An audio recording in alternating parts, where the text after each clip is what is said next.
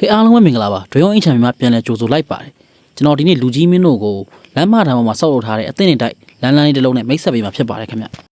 ဒီအိမ်လေးကနေပြည်တော်ပုပ္ပတီတီမျိုးဝနာဒီပါရက်ကွက်ကန္နမာလမ်းပေါ်မှာတည်ရှိရဖြစ်ပါတယ်ခင်ဗျဘေးပန်ဝန်းကျင်အနေထားလေးရတယ်တော်တော်လေးအဆင်ပြေတဲ့လူနေစီမယ်ခင်ဗျလမ်းမထမ်းဆိုတော့ပြောစရာမလိုဘူးပေါ့ဗျာ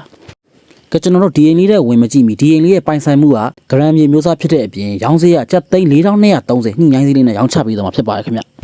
အိမ်ရဲ့လုံခြုံရေးအနေနဲ့ဂိတ်တကားနဲ့အုတ်တိုင်းကိုဗိဒါဆူချိုတက်ဆင်ပေးတာတွေ့ရမှာဖြစ်ပါတယ်ခင်ဗျ။ကဲဒါဆိုကျွန်တော်တို့ channel ကိုဆက်ကြည့်လိုက်ရအောင်ဗျ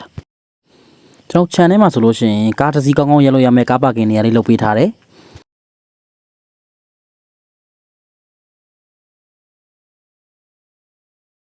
ကျွန်တော်အိမ်ထဲကိုစောင့်ဝင်လိုက်တာနဲ့ပထမဆုံးတွေ့ရမှာတော့အဲကန်ပဲဖြစ်ပါတယ်ခင်ဗျ။အဲကန်ရဲ့ကျမ်းပြင်တစ်ခုလုံးကိုကျွန်တော်တို့ပါကေးပစ်ခင်းပေးထားတယ်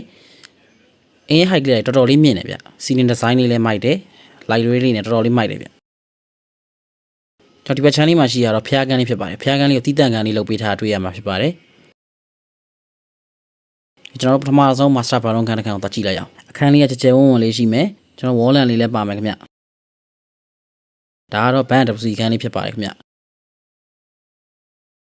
ဘေးစင်ပါမယ်ကျွန်တော်ကြည်မှန်ပါမယ် stand shower ပါမယ်ရေဘူးရေးပါမယ်ခင်ဗျကျွန်တော်ဒီခန်းလေးကတော့ဒုတိယ master bedroom ခန်းလေးပဲဖြစ်ပါတယ်ခင်ဗျအခန်းလေးလည်းကျယ်တယ်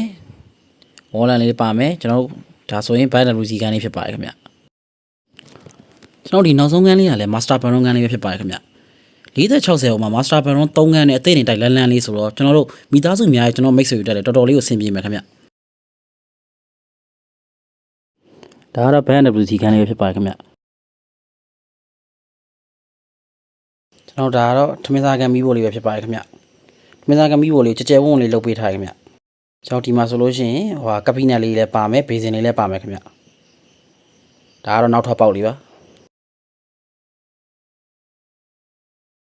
ဗီဒီယိုလေးကိုစုံးကြည့်ပေးကြတဲ့အတွက်အားလုံးကျေးဇူးအများကြီးတင်ပါတယ်ခင်ဗျ